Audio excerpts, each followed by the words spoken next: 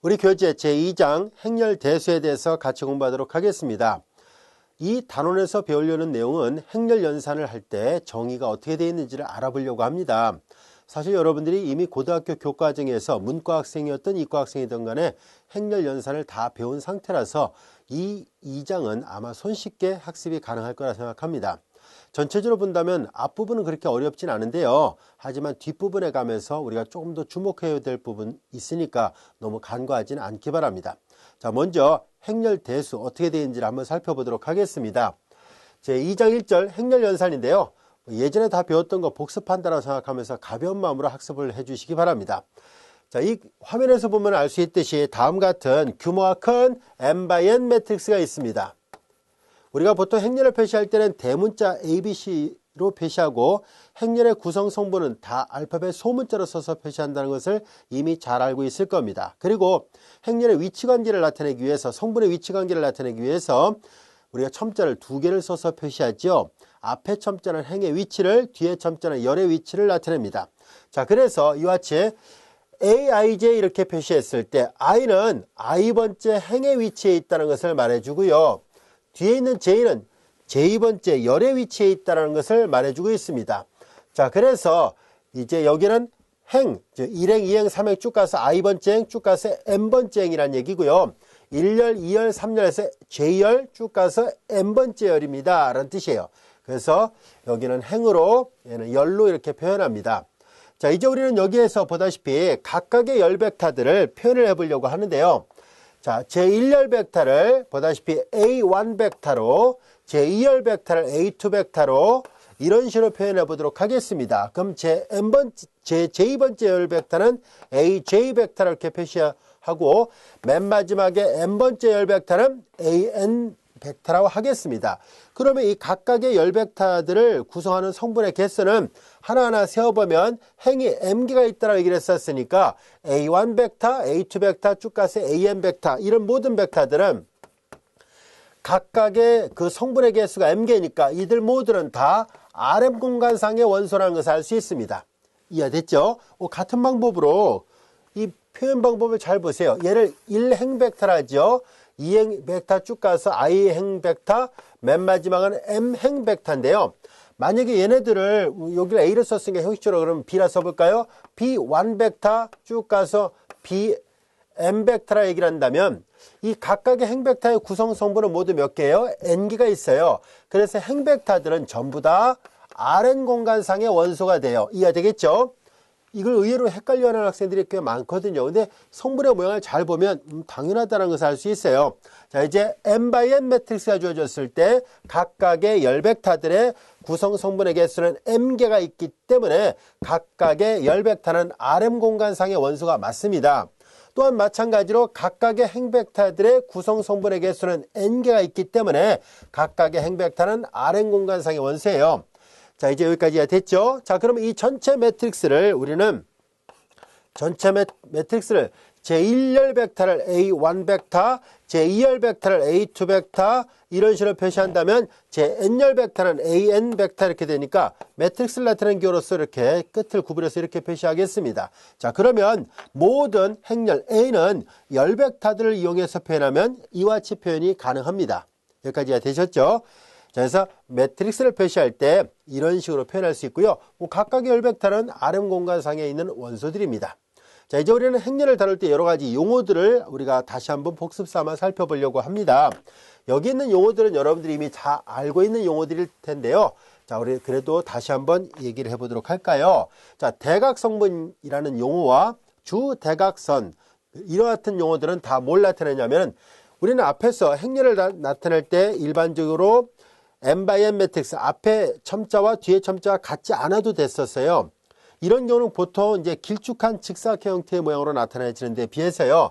만약에 어떤 행렬 A가 다음같이 되어 있더라 보겠습니다. A11, A12, A1n, 그리고 A21, A22, A2n, 그리고 AN1, AN2, ANN입니다. 앞에서 했던 것처럼 mn이 아니라 nn으로 끝났어요. 이렇게 되면 얘는 n by n 매트릭스, 이렇게 앞뒤가 똑같을 경우는 n by n 매트릭스라고도 말을 하지만 n차 정사각행렬이다 라고도 얘기를 합니다. 자, 이렇게 행의 개수와 열의 개수가 같을 때 이런 행렬을 우리는 정사각행렬이라 얘기를 해요. 정사각행렬 또는 이제 정방행렬이라고도 얘기를 합니다. 그리고 차수를 얘기해서 n차 정사각 또는 정방행렬이라고도 표현하고 있습니다. 같은 말로 사용할 거예요. 자, 이와 같이 가로 세로가 같을 때는 정사각행렬이라 하고요. 이때 대각성분이라는 것은 뭘 나타내냐면, 잘 보면 원래 앞뒤 첨자가 이렇게 행과 열의 위치를 나타낸다 했는데, 여기 보면 앞뒤 첨자가 똑같은 11, 22, 33 이런 것들을 잘 살펴보면 동일직선상에 놓인다는 것을 알 수 있는데요.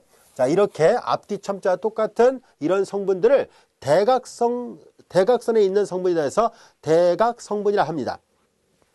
그래서 다이아고널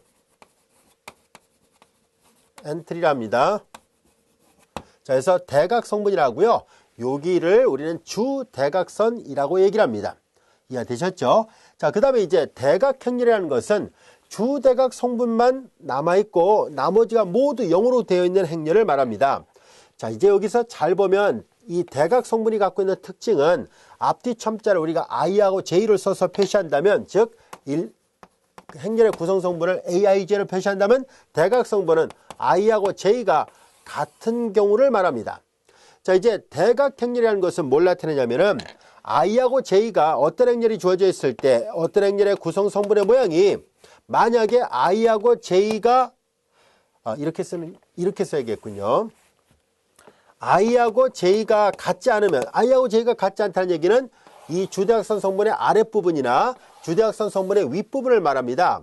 이 주대각 성분의 아랫부분은 어떤 특징이 있는가 하고 봤더니 앞에 첨자 뒤에 첨자보다 커요. 그래서 i가 j보다 큰 특징을 가지고 있고요. 그 다음에 이 주대각선 위쪽에 있는 특징은 i보다 앞에 있는 첨자보다 뒤에 첨자가 더 크니까 i보다 j가 더 큰 특징을 가지고 있습니다. 주대각 성분은 i하고 j가 같을 때요. 얘네들은. 그래서 이렇게 구별을 할 수 있습니다. i하고 j가 다르다는 얘기는 이 노란색 분필로 표시했던 주대각선 아랫부분이나 보라색으로 표시했던 주대각선 윗부분을 말합니다. 이 가운데는 빼고요. 자, i하고 j가 다르면 모두 다 0으로 구성되는 행렬, 이렇게 되는 행렬, 이거인 행렬을 우리가 행렬 A를 우리는 주대각선 성분만 빼놓고 나머지가 모두 다 0으로 되어 있기 때문에 이 주대각선 성분에만 뭐가 있겠구나 하는 것을 알 수 있고요. 그래서 그 모양 때문에 이 주어진 행렬 A를 대각행렬이라 정의를 합니다. 다이아고널 매트릭스라 합니다. 자, 이때 오해를 하면 안 돼요. 다이아고널 매트릭스, 그 주대각선 성분은 0이 아니고 나머지만 0이다, 그런 정보를 제공해 주는 것이 아니라, 다른 건 몰라도 i하고 j가 다를 때, 즉 이쪽 부분과 이쪽 부분은 무조건 0이라는 뜻입니다. 그럼 여기에 대한 언급은 전혀 없기 때문에 여기가 0이라도 상관없다는 얘기예요. 아시겠죠? 그래서 여기는 0이 아니고 나머지가 0인 경우만 얘기하는 경우도, 그렇게 생각하는 학생들도 있는데 그렇지 않고요. 대각행렬은 이 주대각선을 얘를 빼놓고 나머지 이쪽 부분은 확실히 0인데 이거에 대한 언급은 없어요. 그래서 주대각 성분에 대한 언급은 없으니까 0이어도 좋고 0이 아니라도 좋습니다. 자, 그런 관점에서 본다면 영행렬은 뭐냐면 모든 성분이 다 0으로 되어 있는 것을 영행렬이라 합니다. 즉 00000 이렇게 되어 있는 걸 말해요. 그래서 알파벳 대문자 5로 표시하는데요. 영행렬도 대각행렬이기도 합니다. 아시겠죠? 왜냐하면 대각행렬의 정의를 만족하거든요. 자, 그래서 대각행이란 말은 무슨 말인지 알겠죠? 예를 하나 들어볼까요? 이런 거를 말합니다. 규모를 좀 작게 해볼게요. 1, 0, 0, 0, 2, 0, 0, 0, 3 이런 행렬을 우리가 보통 대각행렬이다 라고 말하면 돼요. 왜냐하면 주대각선 성분의 위아래가 다 0으로 되어 있거든요. 그런데 이것도 대각행렬이 돼요. 주대각선은 어떤 값이 오든 상관없는데 위아래가 다 0으로 되어 있으니까 영행렬도 대각행렬이 맞습니다 하는 것을 알 수 있어요. 자, 그 다음에 이제 두 행렬의 상등 관계인데요. 자, 우리는 이렇게 되어 있는 것을 행렬의 크기라 합니다. 사이즈라 얘기를 할 텐데요. 항상 두 행렬의 상등 관계를 약속하려면 반드시 두 행렬의 크기가 같아야만 합니다. A라는 행렬도 n by n 매트릭스, B라는 행렬도 n by n 매트릭스일 때 두 행렬의 상등 관계는 같은 위치에 있는 것끼리 같다라고 약속되어 있습니다. 이미 여러분들이 잘 알고 있는 사실이라서 따로 기록하진 않겠습니다. 자, 이제 우리는 두 행렬의 덧셈과 뺄셈 이런 것들을 살펴보려고 하는데요. 두 행렬의 덧셈을 정의할 때도 마찬가지로 두 행렬의 크기가 같아야만 합니다. 예를 들어서 이 행렬은 행은 2개고 열이 3개니까 2x3, 얘도 행이 2개고 열이 3개니까 2x3 이렇게 됐죠. 자, 그런데 얘는 2x2예요. 행렬의 상등관계와 행렬의 덧셈, 뺄셈 이런 것들은 반드시 두 행렬의 크기가 같아야만 합니다.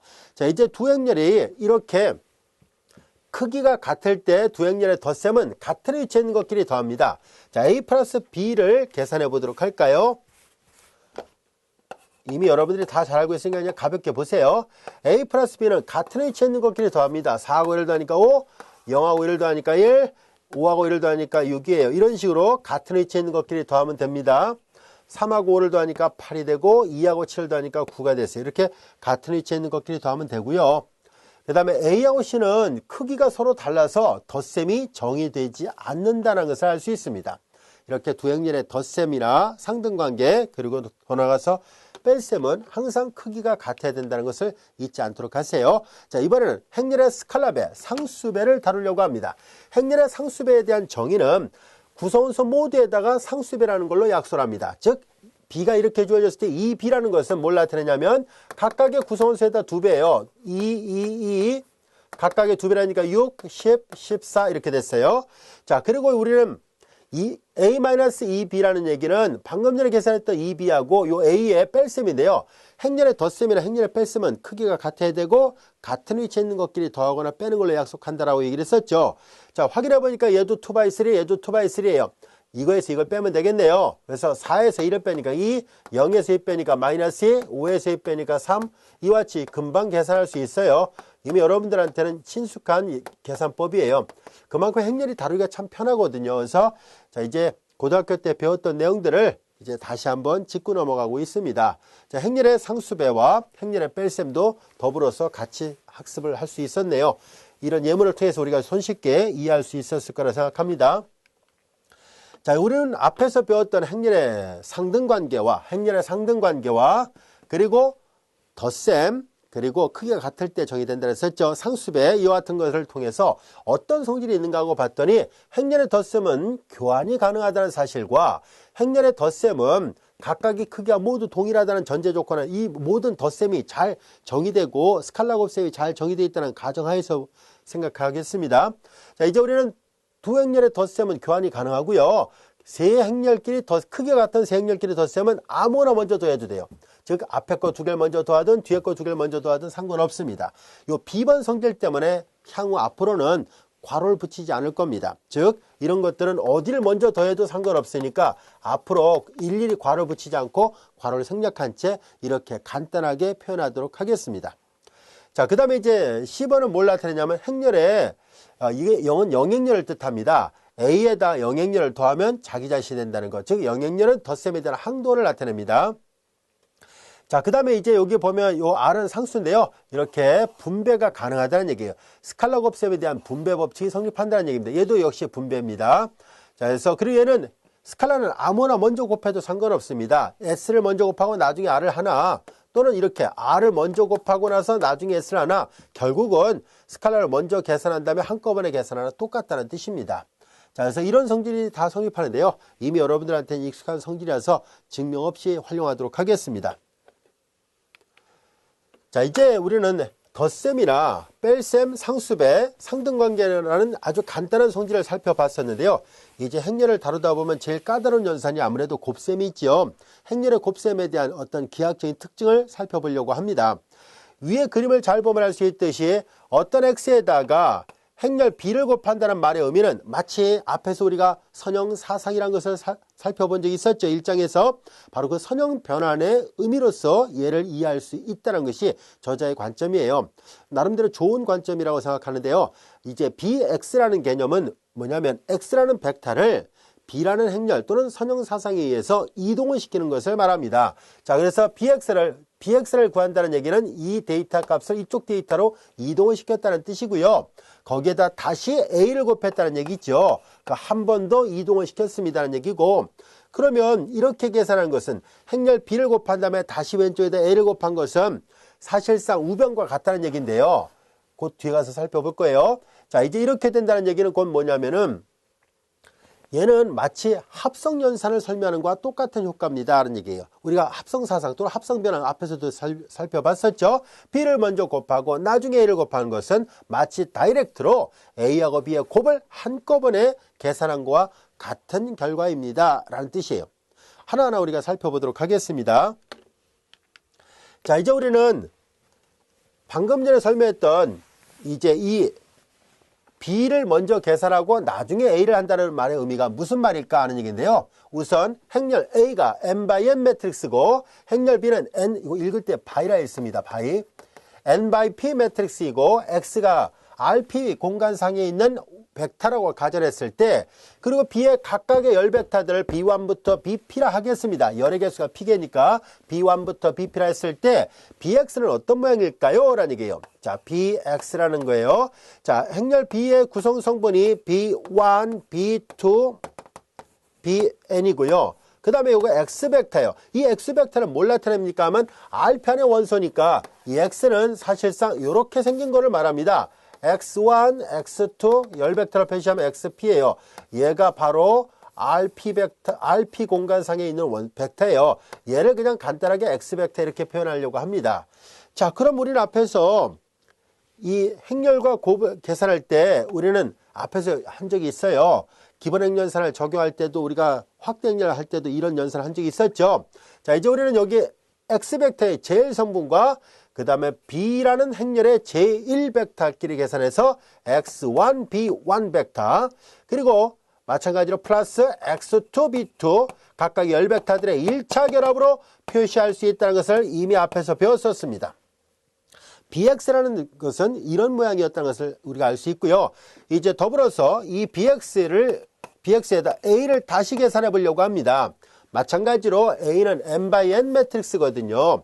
자, 그래서 이제 여기에서 여기 이제 n이 아니라 p인데 표현을 정정합니다. 자, 이와 같이 되어 있습니다. 여기도 p죠. 자, 이제 여기에다가 A를 계산한다는 것은 무슨 말일까요? 라는 얘기예요. 자, 이제 보다시피 A는 n/n 매트릭스로 되어 있습니다. 자, 그래서 여기도 마찬가지로 열 벡터 A1 벡터부터 시작해서 열의 개수는 n개죠. A1 벡터, A2 벡터 쭉 가서 AN 벡터 이렇게 있고요. 자, 이와 같이 되어 있습니다. 자, 일단 계산이 좋게 이거 어차피 뒤에 가서 곧 설명하겠습니다만 일단 이렇게 먼저 할게요. 교재에 표현된 것처럼 이걸 먼저 하도록 하겠습니다. 그리고 BX는 이렇게 생겼죠. 자, 그래서 BX는 X1, B1 벡터, X2, B2 벡터, XP, BP 벡터 이렇게 됩니다. 여기까지 됐죠? 자, 그 다음에 우리는 자연스럽게 이 행렬의 곱이 잘 정의되어 있죠. 행렬의 곱은 뒤에 가서 다시 한번 언급을 할게요. 그리고 분배가 된다는 것을 조금 전에도 살펴봤던 것처럼 분배를 시킬 수 있고요. 중간에 있는 스칼라는 바깥으로 나갈 수 있죠. 앞서 배웠던 성질을 그대로 적용합니다. 자, 중간에 있는 스칼라 바깥으로 나갈 수 있고요. 그 다음에 이렇게 분배가 다 가능합니다. 자, 그래서 여기 분배는 좀 이따 설명해야 되겠군요. 일단 요거는 앞에서 배웠던 벡터의 성질로부터 자연스럽게 얻을 수 있어요. 이건 행렬에 관한 성질이고요. 벡터에서 우리 이연산하는 방법을 다 알고 있었습니다. 자, 그래서 매트릭스로서가 아니라 행렬과 벡터의 곱에 관한 개념으로서 스칼라 바깥으로 나가고 이렇게 연산하는 것이 가능합니다. X2, A, B2 이렇게 돼요. XP, A, BP 이렇게 됩니다. 여기까지 됐죠? 자, 이렇게 해서 ABX라는 것은 이런 모양을 나타내고 있습니다 라는 것을 알 수 있습니다. 그래서 BX에다가 A를 한 거 이렇게 되고요. 이게 이제 기하학적으로 본다면 이 위에 있는 그림처럼 이렇게 대응되는 것을 말하고 있습니다. 자, 이제 그렇다면은 우리는 이것을 우리가 좀 더 일반화시켜서 생각해 보도록 할까요? 방금 전까지 유도했던 이런 연산 방법을 우리가 하나하나 살펴보도록 하겠습니다. 자, 요거 한 번 더 설명할까요? 요 기호 표기를 맞춰서 계산하려면은 좀 더 설명해 보도록 할게요. 근데 이렇게 1차 결합한 건 또 뭘까요? 아까 보세요. 이 행렬에다가 X라는 열 벡터를 계산하는 것은 벡터 표현에서 이거와 같더라 했었죠? 자, 그럼 얘가 이렇게 될 수 있다면 얘도 이렇게 표현할 수 있겠네요. 그럼 여기서도 마찬가지로 1차 결합된 모양이잖아요. 1차 결합이 된 모양이니까 마저 표시한다면 얘네들도 A, B1 벡터, A, B2 벡터, A, B 그리고 P 벡터, P 벡터요. 그리고 요 매트릭스, 그리고 여기서 X1부터 XP니까 앞서 설명한 것처럼 이 열 벡터로 되어 있는 것이 X니까 이렇게 쓸 수 있다는 것을 알 수 있습니다. 여기까지 됐나요? 그래서 요 모양을 형식적으로 기호를 바꾸니까 이렇게 바꿀 수 있다는 것을 알 수 있었고요. 이제 지금까지 설명했던 것을 요약한 게 이 정의예요. A는 n by n 매트릭스이고 B는 이 P개의 열 벡터를 가지고 있고요. n by P 벡터 매트릭스이고요. A 곱하기 B는 열이 각각 어떤 모양일까 하고 봤더니 A 곱하기 B의 모양은 하나하나 살펴보니까 열 벡터가 이렇게 생겼습니다 라는 얘기예요. AB1, AB2, ABP, AB1, AB2, ABP 이렇게 되어 있는 n by P 매트릭스입니다 라는 얘기예요. 즉 얘네들은 실제로 이걸 계산한 꼴인데요. 이걸 계산했는데 이렇게 나오더란 얘기예요. 그래서 우리가 요게 지금 설명하려는 것은 곧 이런 모양으로 되어 있는 벡터 행렬입니다 라는 얘기예요. 자, 그래서 이 말의 의미는 X를 그 B에 의해서 이동을 시키고 다시 A를 통해서 이동을 시킨 것은 한꺼번에 X를 A, B의 곱으로 다이렉트로 이동시킨 것과 같습니다라는 뜻으로서 아까 봤던 그림의 밑에 그림을 얘기하고 있습니다. 자연스럽게 위의 식의 의미가 아래 식의 의미하고도 같다는 것을 알게 됐어요. 행렬의 곱 그냥 기하학적으로 봤을 때 이렇게 선형사상의 의미로서 선형사상의 합성 개념으로서 이해할 수 있다는 것을 설명한 것 뿐입니다. 여기까지가 됐죠. 자, 이제 우리는 그렇다면은 앞서 설명했던 곱이 각각의 이 매트릭스가 열 벡터의 모양들이 어떻게 생겼는지를 좀 살펴봤는데요. 간단한 예문을 통해서 직접 계산을 해보겠다는 뜻입니다. 자, 예제 3번을 여기서 풀어보도록 할까요? 자, 이제 A하고 자, 여기가 제1열 벡터 B1, 얘가 제2열 벡터 B2, 얘가 제3열 벡터 B3인데요. A, B1을 계산하려고 합니다. A, B1은 A가 2, 3, 1, 마이너스 5가 되고 B1 벡터는 4, 1인데요.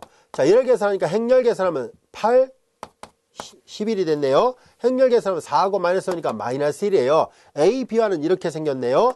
같은 방법으로 A, B2를 구할 것이고 A, B3를 구할 겁니다. 자, 이제 2, 3, 1, 마이너스 5, 2, 3, 1, 마이너스 5가 되고요. B2 벡터는 3과 마이너스 2, B3 벡터는 6과 3으로 되어 있습니다. 행렬 계산하면 6하고 마이너스 이거 0이군요. 행렬 계산하면 3하고 여기 계산하니까 2호 10이죠. 그러면 13이네요.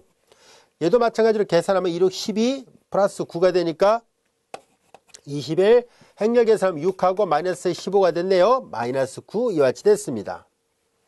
자, 이제 A, B1, A, B2, A, B3를 구했던 이유는 바로 곱의 모양은 어떻게 생겼을까 하고 봤더니 각각의 열 벡터가 이렇게 생겼습니다 라고 얘기를 했잖아요. 그래서 A 곱하기 B의 모양을 찾아보려고 했던 거예요. A 곱하기 B는 A, B1 벡터가 제1열 벡터, A, B2 벡터가 제2열 벡터, A, B3 벡터가 제3열 벡터로 되어 있습니다. 자, 그래서 A, B1은 11, 마이너스 1, A, B2는 0, 13, 그리고 21, 마이너스 9 이렇게 되어 있는 모양입니다 라는 뜻이에요. 사실 우리는 행렬의 곱을 이미 계산할 줄 알아요. 행렬의 곱은 기억대로 계산한다는 걸 이미 배웠잖아요. 그런데 이제 우리는 앞에서 이 저자의 관점은 뭐냐면 행렬보다 벡터를 먼저 설명했거든요. 그래서 벡터의 기호 표기를 이용해서 행렬의 구성성분을 각각의 열 벡터를 이용해서 표현하다 보니까 이미 우리가 알고 있는 방법과 동일한 결과가 나온다는 것을 보이고 있습니다. 그래서 이렇게 각각의 성분이 열 벡터들이 이렇게 되어 있고요. 우리가 곧 잠시 후에 우리가 고등학교 때 배웠던 것처럼 행렬의 곱, 기억대로 곱하는 형태로 나타난다는 것을 곧 살펴보도록 하겠습니다. 자, 여기까지야 됐죠? 자, 이제 이 예제에서 다뤄졌던 연산법을 잘 관찰해 보니까 다음 같은 특징이 있더라라는 것을 알게 됐어요. A 곱하기 B의 각각의 열은 어떤 의미가 있는가 하고 봤더니 보다시피 B의 각각의 열들로부터 가중치를 취한 거예요. 이렇게 가중치를 취한 A의 열들의 1차 결합이 됐습니다라는 얘기예요. 이해되겠습니까? 이 말의 이 형태를 다시 글로 남긴 것 뿐입니다. 그냥 가볍게 보세요. 그래서 이렇게 열벡터들, B의 열벡터들에다가 매트릭스 A를 곱한 것들로 다시 구성되어 있습니다라는 의미예요. 자, 이제 예제 4번을 볼까요? 우리는 이제 행렬의 곱을 계산하는 과정에서 그 행렬의 크기에 관심을 두려고 하는데요. 우리는 앞에서 이 행렬의 곱을 계산할 때 가정이 있었습니다. 앞에 있는 행렬은 n/n 매트릭스라는 사실, 뒤에 있는 행렬은 n/p 매트릭스라는 사실, 뒤에 있는 행렬 B가 n/p 매트릭스예요. 이미 우리가 잘 알다시피 행렬의 곱을 계산할 때 사실 앞에 곱해진 행렬의 열의 개수와 뒤에 곱해진 행렬의 행의 개수가 같을 때만 행렬의 곱이 잘 정의되어 있고요. 그리고 그때 최종 결과는 n/p 매트릭스입니다. 실제로 살펴볼까요? 이제 여기 보면 각각 열이 몇 개가 있어요? P개. 이 매트릭스의 모양은 n/p 매트릭스가 되거든요. 그래서 행렬 A의 행의 개수가 전체 곱의 전체 그 행의 개수와 같고요. 그 다음에 뒤에 곱해진 행렬의 열의 개수가 전체 곱의 열의 개수와 같습니다. 이해됐죠? 자, 그래서 이런 특징을 가지고 있네요. 행렬의 곱을 계산할 때. 자, 그래서 항상 행렬의 곱을 연산할 때는 앞에 곱해진 행렬의 열의 개수와 뒤에 곱해진 행렬의 행의 개수가 같을 때만 잘 정의가 됩니다. 만약에 앞에 곱해진 행렬의 열의 개수와 뒤에 곱해진 행렬의 행의 개수가 일치하지 않으면 곱은 정의되지 않습니다. 자, 그걸 이제 연습을 해보겠다라는 뜻이에요. 자, 예제 4번. A가 만약에 3x5 매트릭스고 B가 만약에 5x2 매트릭스라고 했을 때 A와 B의 곱의 크기를 계산할 수 있을까요? 라는 얘기예요. A는 3x5, B는 5x2니까 앞에 곱해진 행렬의 열의 개수와 뒤에 곱해진 행렬의 행의 개수가 같죠? 그럼 곱에 관한 크기는 왼쪽에 곱해진 행렬의 행의 개수와 오른쪽에 곱해진 열의 개수 형태로 나타나니까 3x2 매트릭스가 됩니다. 이해됐죠? 그런데 B와 A의 곱의 크기를 구할 수 있을까요? 라는 얘기인데요. B는 5x2 매트릭스, A는 3x5 매트릭스니까 이게 같지 않죠? 그러니까 곱 자체가 아예 정의조차 되지 않으니까 크기를 말할 수도 없습니다. 자, 이해됐죠? 행렬의 곱을 정의하는 방법, 조건이 충족되어야 된다는 뜻이에요. 자, 이제 우리는 이렇게 열벡터를 이용해서 행렬 A와 B의 곱을 이해할 수 있었는데요. 사실 잘 들여다보니까 다음같이 연산하는 것과 같습니다라는 얘기예요. 행렬 A와 B의 곱에 관한 구성 성분은 이런 식으로 되어 있습니다라는 얘기고, 이게 바로 여러분들이 이미 고등학교 교과정에서 배워서 알고 있는 그 방법이에요. I번째 행과 J번째 열을 곱했다라는 뜻이에요. 앞에 첨자가 I로 되어 있죠. A 쪽에는, 뒤에 B는 뒤쪽에 J가 일치하지요. 그러니까 앞에 곱해진 것은 I번째 행, 뒤에 곱해진 것은 J번째 열이에요. 따라서 이 행렬은 앞에 곱해진 거와 뒤에 곱해진 거의 모양을 나타내고 있습니다. 앞쪽에 곱해진 행렬은 I번째 행과 뒤에 곱해진 행렬 B는 J번째 열끼리 계산하세요라는 얘기예요. 그래서 번호를 잘 보세요. 1, 2, n까지 가니까 여러분들이 잘 알다시피 행렬의 곱을 다이렉트로 계산할 수 있습니다. 이렇게 계산해도 되지만 앞으로는 이런 계산 방법보다는 직접적으로 이렇게 셈을 하는 방법을 사용하도록 하겠습니다. 아시겠죠? 이미 여러분들이 고등학교 때 배웠던 바와 똑같은 계산법이에요. 자, 예제 5번 볼까요? A와 B의 곱을 계산해 보세요 라는 얘기인데요. 자, 이제 행렬을 계산합니다. 2, 4, 8, 3을 더하니까 11이 됐고요. 행렬 계산합니다. 6하고 마이너스 6이니까 0이 되고, 행렬 계산하면 2, 3, 6, 3, 3, 9니까는 9하고 6을 더하니까 15가 됐어요. 행렬 계산하니까 4하고 마이너스 5니까 마이너스 1, 행렬 계산하니까 3하고 10을 더하니까 13, 행렬 계산 6하고 마이너스 15, 6 마이너스 15니까 마이너스 9 이렇게 되는데, 이거 잘 보면 앞에서 다뤘던 예제였거든요. 이 예제였었습니다. 그런데 여기 계산 결과를 약간 다르게 했는데, 실제로 아까 계산했던 거는 각각 열벡터들을 나열했던 거였잖아요. 0, 13, 21, 이거 다시 계산해 볼까요? 행렬 계산 2, 6, 12, 이거 9였군요. 그러면 21이 맞습니다. 착각하고 잘못 계산했네요. 2, 6, 12, 3, 3, 9니까 21 맞습니다. 그래서 확인해 보니까 11, 마이너스 1, 0, 13, 21, 마이너스 9로 똑같습니다. 자, 그래서 이렇게 계산해도 되고 이렇게 계산해도 된다는 것을 알게 됐어요. 아마 여러분들 입장에서 이게 더 편할 거예요. 많이 해왔던 방법이니까요. 자, 이제 이렇게 해서 우리가 행렬의 곱을 연산하는 방법도 알게 됐고요. 자, 그러면 규모가 커도 가능한지를 알아보려고 합니다. 예제 6번, 좀 더 큰 규모에 대한 행렬의 곱을 계산해 보겠습니다. 자, 얘는 행의 개수가 4개, 열의 개수가 3개니까 4x3 매트릭스. 얘는 행의 개수가 3개, 열의 개수가 2개예요. 3x2. 행렬의 곱은 잘 정의되는군요. 4x2 매트릭스로 나타납니다. 4x2 매트릭스. 행은 4개고 열이 2개로 나온다는 얘기예요. 그 중에서 두 번째 행의 성분을 계산하세요라는 얘기는 앞에 곱해진 행의 2를 계산하라는 얘기예요. 얘를 계산해 보세요라는 얘기예요. 자, 행렬 계산해서 여기다 쓰도록 하겠습니다. 그래서 두 번째 행의 결과를 여기다 각각 쓰도록 하죠. 자, 이제 행렬 계산합니다. 마이너스 4 플러스 3, 7, 21 마이너스 3, 4, 12가 되니까 자, 이거 계산하면 마이너스 16, 21 마이너스 16이 되니까 5가 됐네요. 또한 행렬을 계산합니다. 플러스 6 플러스 3 마이너스 8이에요. 어떻게 계산하는지 알죠? 얘하고 얘를 곱하니까 플러스 6, 3하고 1을 곱하니까 3, 마이너스하고 1을 곱하니까 마이너스 8이 된 거예요. 이거 다 하면 9에서 8을 빼는 거니까 1이 돼서 두 번째 행만 계산해보자 라고 얘기를 했었으니까 두 번째 행의 성분은 5하고 1 이와 같이 되어 있습니다. 어렵지 않아요. 곱을 쉽게 계산할 수 있습니다. 자, 이제 우리는 결국은 여기 참고는 뭘 나타내냐면 곱에 관한 i번째 행은 행렬 A의 i번째 행에다가 B를 곱한 것과 똑같다. 아까 설명했던 내용이에요. 두 번째 행의 성분을 구하시라는 얘기는 A의 두 번째 행과 B를 곱한 거잖아요. A의 i번째 행과 B를 곱하는 것이 곧 곱의 i번째 행의 원수와 똑같다라는 뜻입니다. 쉽게 이해할 수 있는 성질이었었습니다. 자, 이제 우리는 행렬의 곱을 연산하는 과정에서 자연스럽게 다음 같은 성질을 알 수 있는데요. 역시 증명 없이 활용하도록 하겠습니다. 이들 모두 곱이 잘 정의되어 있더라 가정하겠습니다.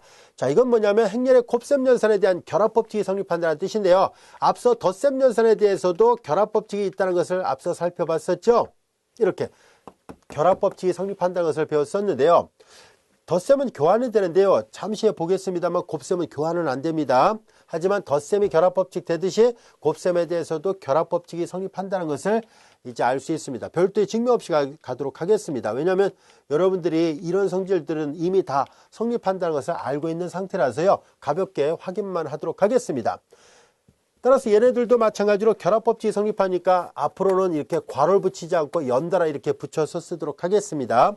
그 다음에 얘는 뭐냐면 곱셈과 덧셈에 대해서 분배가 가능하다는 얘기예요. 이렇게 분배 가능합니다. 그리고 스칼라변은 아무 데나 곱해도 돼요. 중간에 곱하든 앞에다 곱하든 바깥에다 곱하든. 그 다음에 이제 이 행렬이 n/n 매트릭스거든요.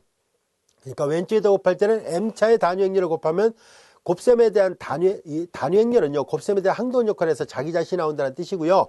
만약에 오른쪽에다 곱하면 얘가 앞이 a가 m/n 매트릭스이기 때문에 행렬의 곱이 잘 정의되려면 뒤는 n차 정사각행렬의 모양이어야 돼요. 그래서 in을 쓴 것은 그 때문이에요. 곱이 잘 정의되어 있어야 되는데요. 어떻게 곱하든 간에 i는 단위행렬이기 때문에 자기 자신이 나옵니다. 자, 그래서 이런 성질들 여러분들이 잘 알고 있는 성질이에요. 역시 별도의 증명 없이 가도록 할게요.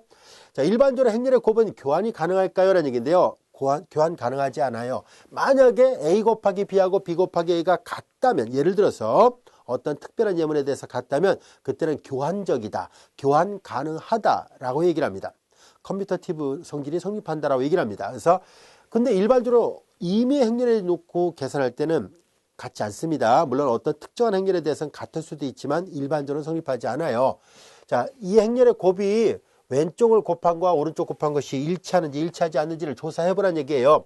자, 뭐 별로 어렵진 않습니다. 한번 해볼까요? A와 B의 곱을 계산합니다. 행렬 계산하니까 10하고 4하니까 14.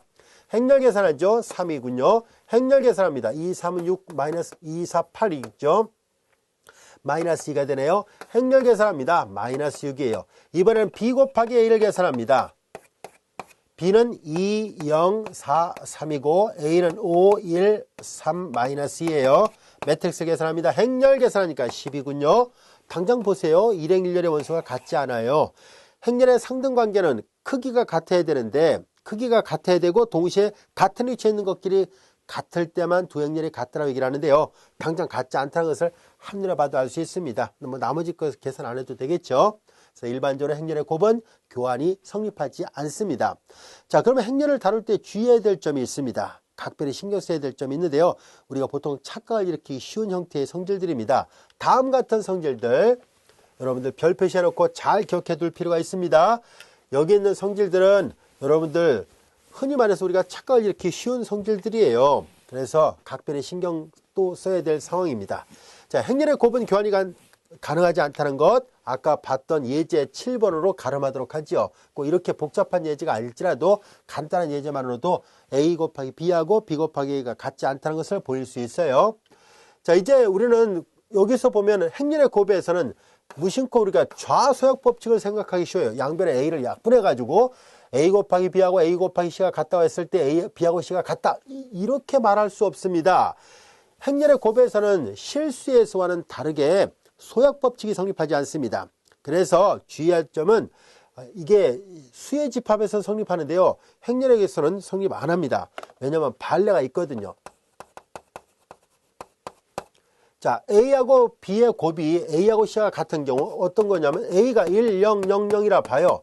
그리고 B는 1, 0, 1, 0 이렇게 놓고 C를 1, 0, 2, 0이라 놔요. 그럼 B하고 C는 같지 않죠. 크기는 같은데 같은 위치에 있는 것끼리 다 같아야 되는데 일렬의 원소가 서로 다르거든요. B하고 C는 달라요. 그런데 A하고 B의 곱을 계산해 보겠습니다. 1, 0, 0, 0, 1, 0, 1, 0 이렇게 되어 있어요. 행렬의 곱, 행렬 계산하니까 1, 행렬 계산하니까 0, 행렬 계산하면 0, 행렬 계산하면 0이에요. 그리고 A하고 C를 곱해볼까요? 1, 0, 0, 0, 1, 0, 2, 0이죠.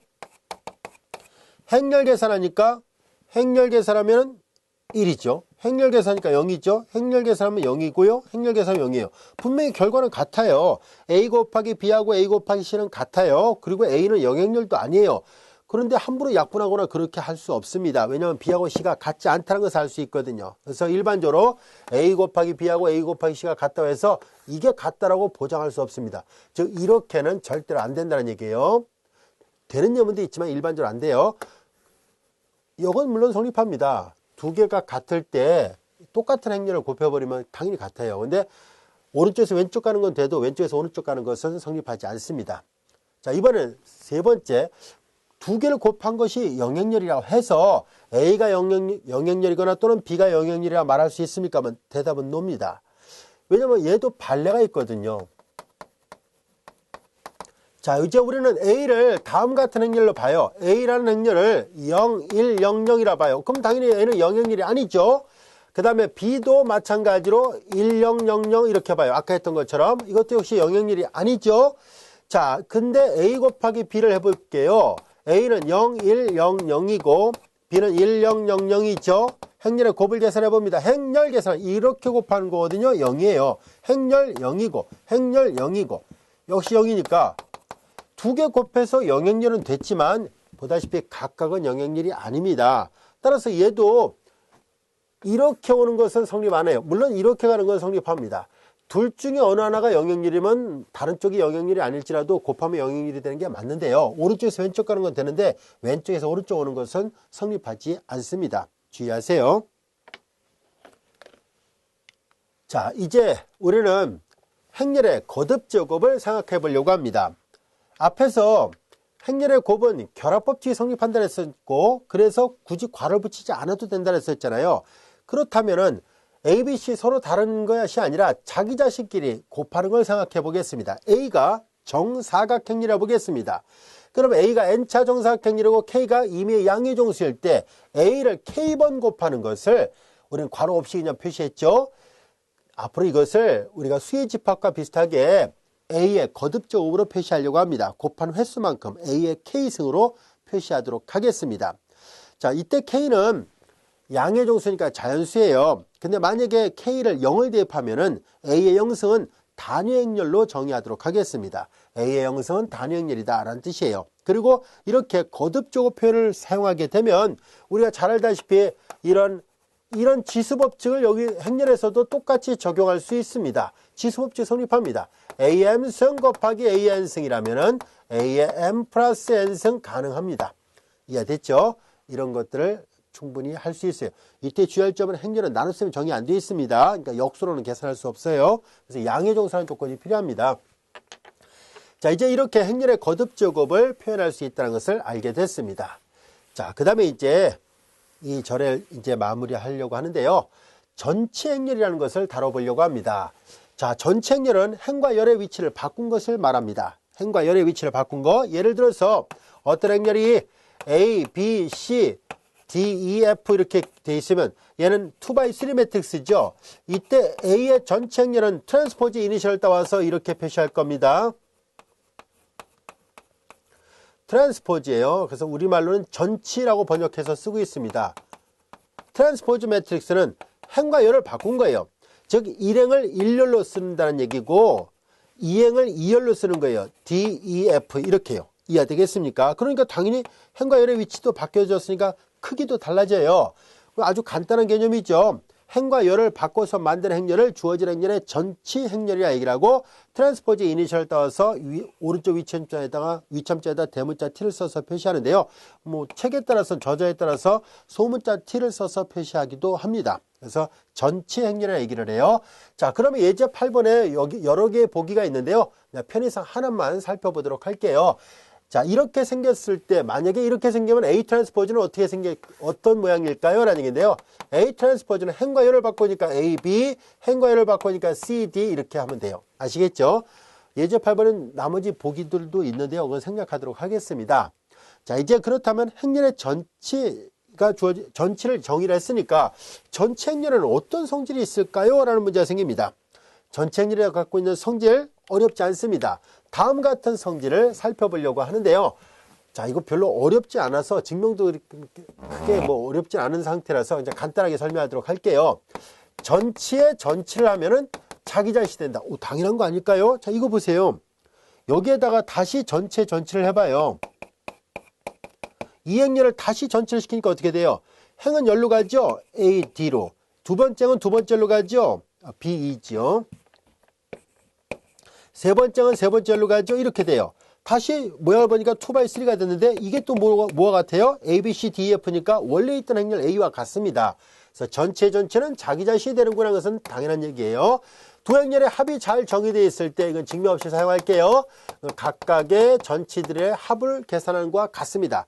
여러분들이 아무나 한번 해보세요. A는 A, B, C, D, F고 그리고 B는 X, Y, Z, U, V, W 이렇게 놓고 나서 한번 똑같이 해보세요. 좌변 따로 계산하면 우변 따로 계산하면 같다는 것을 알 수 있습니다.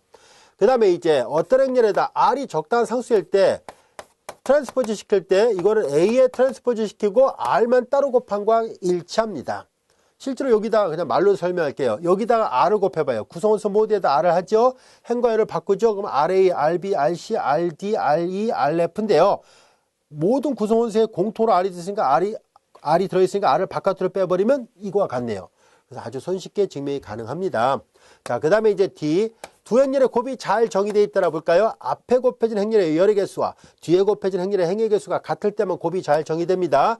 자, 이거는 그냥 여러분들이 일반서에 잃지 않고요. 규모가 작은 걸 갖고 계산해 보면 충분히 알 수 있습니다. 그러나 주의할 점은 뒤집어진다는 사실입니다. B의 트랜스포즈 곱하기 A의 트랜스포즈 이와 같은 꼴로 나타납니다. 이게 A 트랜스포즈 곱하기 B 트랜스포즈 아니에요. 왜냐면 그 행렬의 곱이 정의되려면 앞에 곱해지는 행렬의 열의 개수와 뒤에 곱해지는 행렬의 행의 개수가 같아야 된다 했었잖아요. 예를 들어서 이거는 크기만 놓고 증명하지 말고 크기만 갖고 비교를 할게요. 잘 정의되는지 안 되는지만 보겠습니다. 얘는 n by n 매트릭스, 얘는 n by r 매트릭스를 한다면은 B의 트랜스포즈는 어떻게 돼요? 행과 열이 바뀌잖아요. 2x3가 3x2로 바뀌듯이. 그래서 B의 트랜스포즈는 R by N 매트릭스가 되고요. 그 다음에 A의 트랜스포즈는 이거 바뀌어야 되니까 N by N 매트릭스가 돼요. 보세요. 이거 앞에 곱해지는 행렬의 열의 개수와 뒤에 곱해지는 행렬의 행의 개수가 같으니까 이렇게 놔야 곱이 잘 정의된다는 것을 알 수 있어요. 그러니까 이렇게는 안 돼요. 주의할 점은 A 곱하기 B의 트랜스포즈가 절대로 이렇게 되지 않습니다. 왜냐면 이렇게 된다는 얘기는 뭐예요? N by M이고 얘는 뭐예요? R by N이니까 절대로 곱이 정의 안 돼 있잖아요. 그러니까 이건 이렇게는 안 됩니다. 그래서 곱에 관한 트랜스포즈는 뒤집어져서 따로따로 트랜스포즈가 되고 이 행렬의 크기만으로도 충분히 증명이 가능하다는 것을 알게 됐습니다. 이해되겠습니까?